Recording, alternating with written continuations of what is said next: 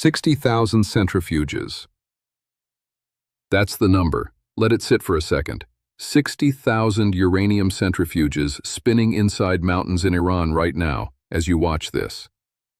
The White House says there's a deadline, and if that deadline passes without a deal, what comes next, in the words of the man sitting in the Oval Office, is that a whole civilization will die tonight. Now, before you decide what to believe, I want to show you something the coverage isn't showing you, because the map being drawn in the headlines isn't the real map, and the actors being named aren't all the actors moving the pieces.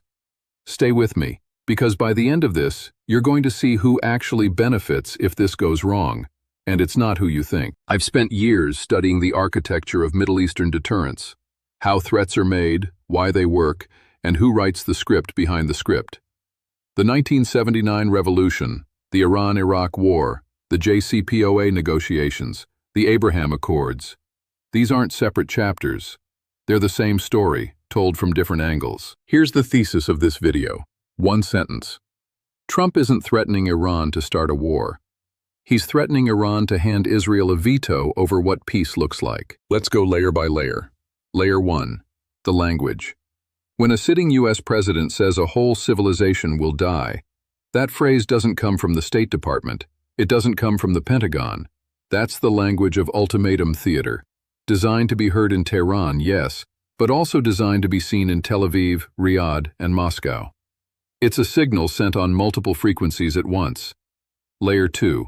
The deadline mechanism. Deadlines in Middle East diplomacy are almost never real deadlines. They are pressure valves. The JCPOA itself went through 4 broken deadlines before the 2015 signing. What a deadline does is force the other side to show its hand, to either negotiate publicly, which they hate, or refuse publicly, which justifies the next escalation step. Iran knows this game. They've been playing it since 1979. Layer 3. The nuclear math. According to the International Atomic Energy Agency, Iran has enough enriched uranium to theoretically produce several nuclear devices if it chose to.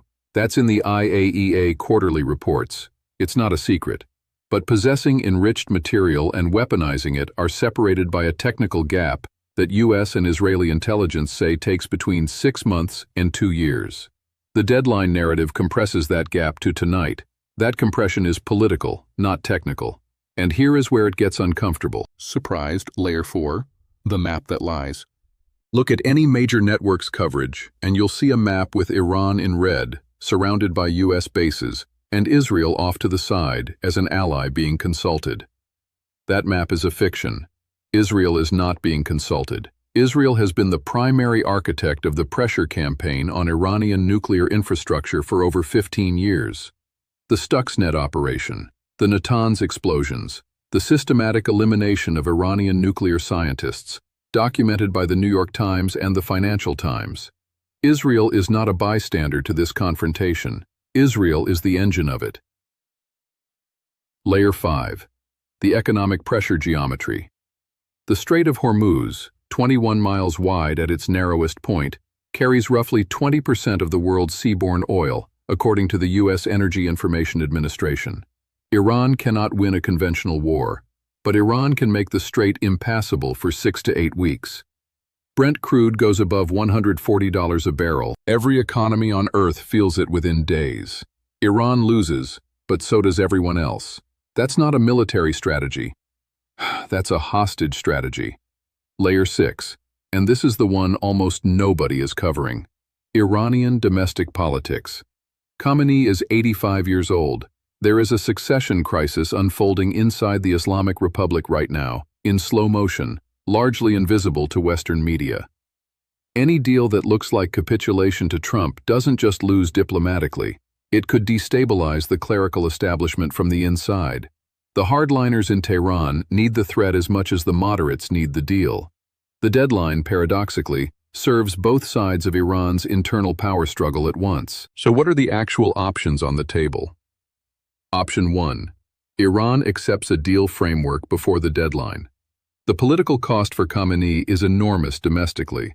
The gain is sanctions relief, partial normalization, and regime survival for another decade. This is possible, but only if the deal is structured so it doesn't look like a surrender. The word choice in any agreement will matter more than the substance. Option 2. Iran rejects the deadline and calls the bluff. The U.S. then faces a choice: strike or look weak in front of the entire region. Striking means triggering Hezbollah in Lebanon, Houthi escalation in the Red Sea, already ongoing, and real risk of strait closure. The cost of the bluff being called is enormous for Washington too. This isn't a one-sided calculation. Option 3, the one nobody wants to say out loud: Israel acts unilaterally. If diplomacy stalls past a certain threshold, Israel has the operational capacity and the political incentive to strike Iranian nuclear sites without explicit U.S. authorization. It has done exactly this before: Osirak in Iraq, 1981, the Syrian reactor in 2007. Concerned, a unilateral Israeli strike pulls the United States into the consequences whether it agreed to the action or not. 4 scenarios from here. Scenario 1. The managed deal. Iran and the U.S. reach a preliminary framework. Not a full JCPOA replacement, but enough to freeze enrichment. Markets calm. Oil drops back below 90. This is the scenario the financial world is quietly pricing as most likely right now. Scenario 2. The frozen deadline. The deadline passes, nothing happens. A new deadline is announced. This is the most historically common outcome in Iran-US negotiations. The red line becomes an orange line. The orange line becomes a press conference. Scenario 3. Limited U.S. strike.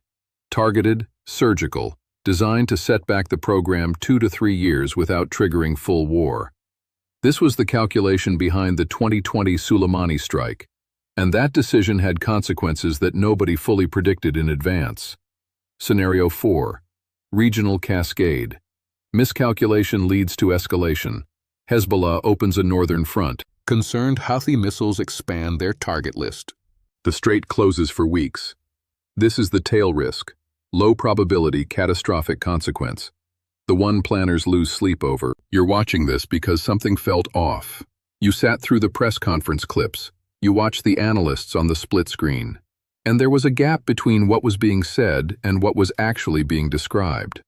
That gap is real, because the map they're showing you is missing an actor. There is someone standing just off camera, making calls, applying pressure, shaping the terms, whose name keeps not appearing in the headline. That's not an accident. That's the architecture of the story. The question isn't whether Iran will comply with this deadline. The question is, who gets to define what compliance looks like? And the answer to that question will determine the shape of the Middle East for the next 30 years. Let me close with this. 60,000 centrifuges. A president using the word civilization in a threat. A deadline that may or may not be real. An ally that is far more than an ally. An adversary that needs the confrontation almost as much as it fears what comes next.